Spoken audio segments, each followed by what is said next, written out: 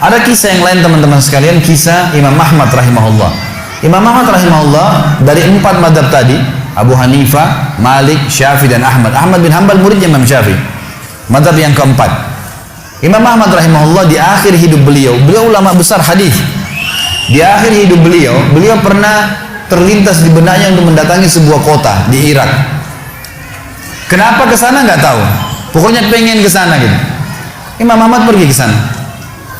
Tiba di kota itu, tapi saya tidak temukan dalam riwayat ini kota apa yang dimaksud. Tiba di kota itu, Imam Ahmad tiba azan maghrib, lihat masjid, ada satu masjid, masuk masjid itu sholat berjamaah. Orang nggak tahu dia, karena zaman dulu orang tidak ada foto, tidak tahu lihat bagaimana wajah siapa orang ini, nggak kenal. Habis sholat maghrib, Imam Ahmad duduk sedikit baca Al-Quran, azan isya dia ikut sholat. Selesai isya, Imam Ahmad pergi ke pojok masjid, mau geletak tidur. Marbot masjidnya datang, dekatin. Wahai syekh, syekh ini dalam bahasa Arab 3 artinya. Bisa satu dari 3. Bisa orang tua, syekh. Bisa orang alim, bisa orang kaya. Jadi tidak selamanya kalau antum dipanggil di Saudi syekh dianggap orang alim gitu. Bisa saja orang tua gitu kan. Dipanggil, hai syekh, orang tua maksudnya. Ngapain anda di sini? Kata Imam Ahmad, saya musafir, nggak kenal orang siapapun di kota ini. Besok pagi saya mau pergi. Nggak ada tempat nginap, saya mau nginap di sini. Karena zaman dulu nggak ada penginapan-penginapan kayak kita sekarang, banyak hotel segala gitu. Kata marbotnya nggak bisa, masjid nggak boleh tidur. Kata Imam Ahmad, saya didorong-dorong keluar dari masjid. Orang ini nggak tahu kalau ini Imam Ahmad, kalau tahu mungkin diundang ke rumahnya. Tapi ini marbot, masya Allah, istiqamah nih gitu. Keluar dari masjid, ditutup pintu masjid sama dia. Imam Ahmad lihat orang yang sudah pergi, Imam Ahmad lihat ada teras masjid, tidur di teras masjid. Balik lagi marbotnya. Wahai syekh, ngapain sini? Musafir, mau tidur, nggak ada tempat nginap. Nggak bisa syekh. Teras pun nggak boleh, peraturan. Ini saya bilang tadi istiqomah luar biasa nih. Imam Ahmad bilang, saya didorong-dorong ke jalanan. Waktu saya lagi didorong ke jalanan, ternyata masjid bersebelahan dengan kios penjual roti. Ada satu orang penjual roti di sebelah masjid. Lalu dia mengatakan, syekh, dipanggil Imam Ahmad, silakan ke tempat saya. Imam Ahmad pun datang.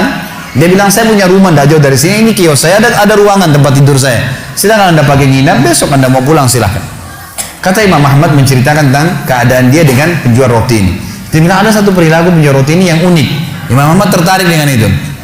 Dia bilang setiap kali orang ini pecahin telur, ngambil terigu, ngambil garam, itu sambil astagfirullah wa atubu ilaih, astagfirullah wa atubu ilaih. Terus lisannya nggak pernah berhenti nih astagfirullah wa atubu ilaih. Kecuali Imam Ahmad bilang saya ajak ngomong atau dia bertanya pada saya. Kalau berhenti istighfar lagi. Selalu begini. Kata Imam Ahmad, saya bertanya, sudah berapa lama kau amalkan nih? Orang itu bilang, sudah lama, dari saya masih bujang. Kebetulan orang ini sudah tua, seumur sama Imam Ahmad. Sudah mendekati 60 tahun lebih gitu. Baik, dia bilang, sudah lama, dari saya masih bujang.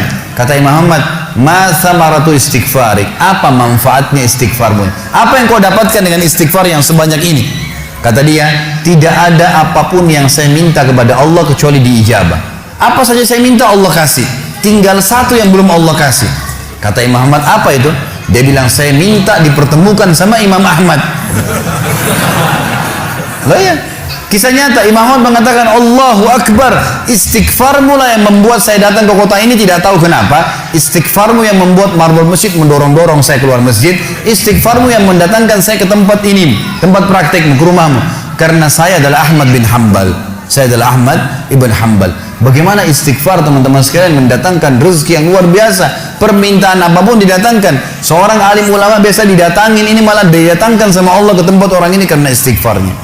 Dari memperbanyak istighfar manfaatnya sangat besar. Hadis Bukhari kata Nabi SAW, siapa yang mulazamah selalu istighfar, Allah akan jadikan jalan keluar dari masalahnya dan Allah akan berikan rezeki dari tempat tidak disangka-sangka.